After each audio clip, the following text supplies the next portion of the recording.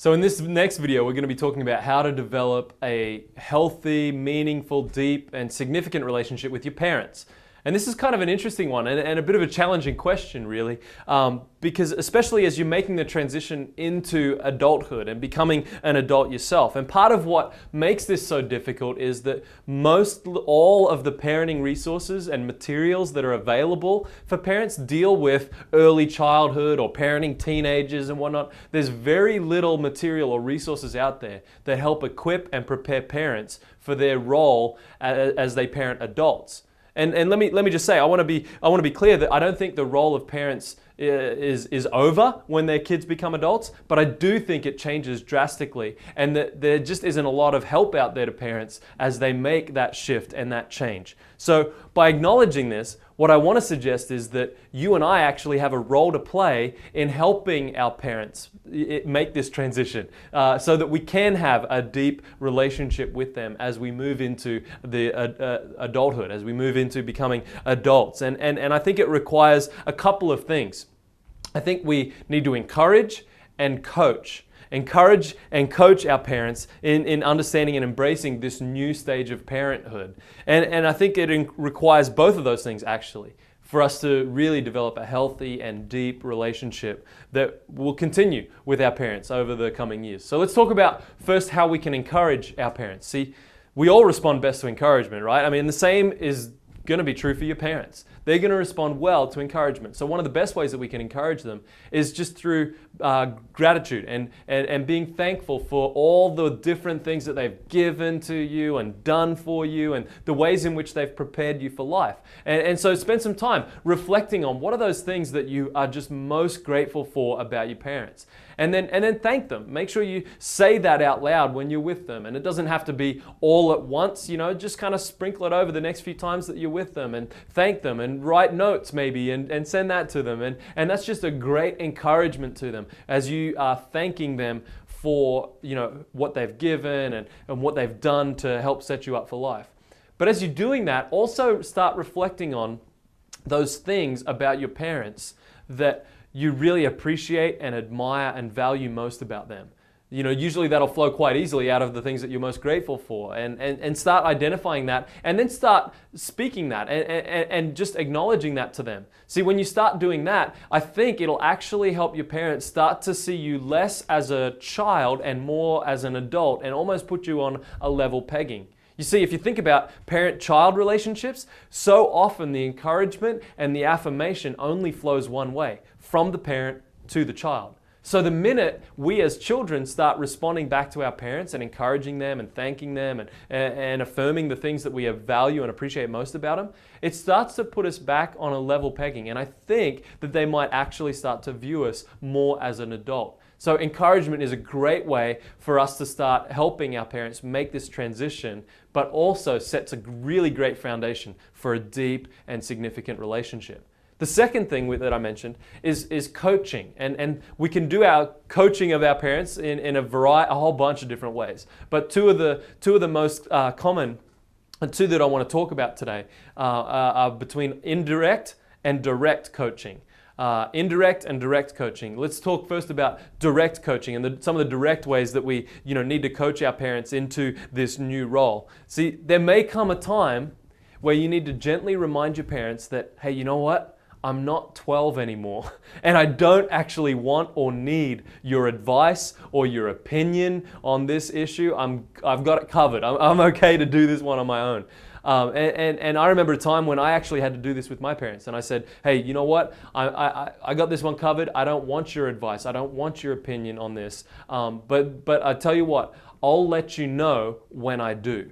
I'll come to you and I'll ask you for your advice and your opinions when I want that. And the challenge though is to communicate that in a way that doesn't say I'm rejecting you and I no longer want your influence in my life anymore, or your involvement in my life. I mean, that's a really big challenge. So I tried to make it clear when I was communicating this to my parents that what I was actually trying to do was grow and mature as a person myself.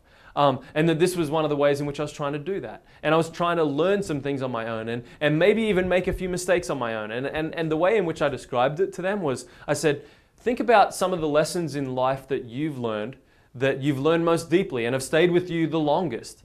How did you learn those lessons?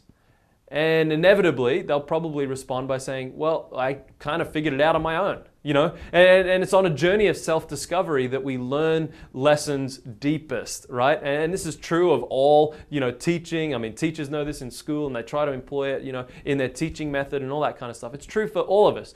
The lessons that we learn deepest and stick with us the longest come through a journey of self-discovery where we kind of figure it out on our own and learn things for ourselves. So I tried to explain to my parents, look, this is part of what it means to become an adult, part of what it means for me to grow up and mature, and so I'm gonna try and figure it out on my own. If I want your advice or your opinion, I'll ask for it, okay? Then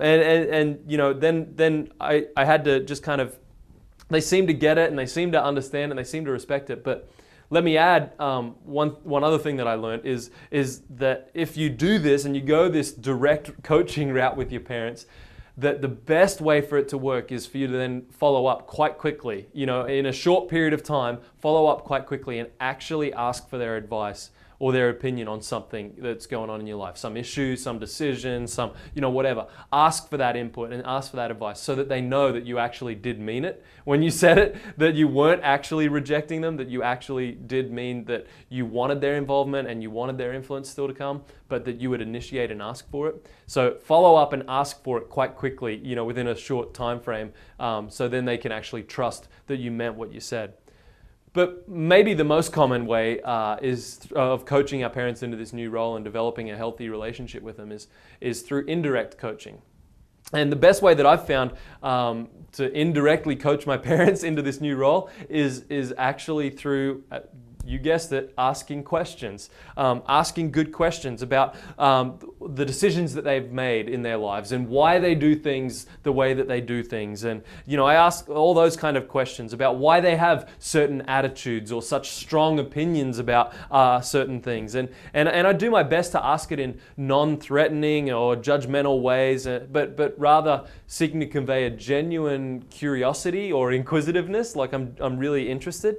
And by doing this, I found that it actually causes my parents to become a little self-reflective on some of the things that I question.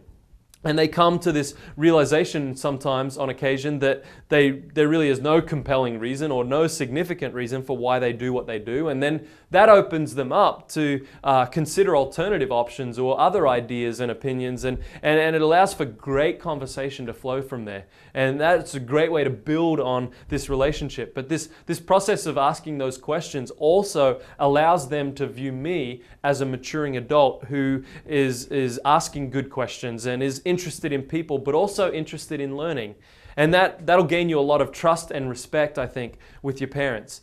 And then in the best of cases, I've even found that it allowed me the opportunity to share my own thoughts and my own ideas and my own opinions with them and advice. And they were far more open to hearing it and receiving it when I didn't ask with an agenda, to give it.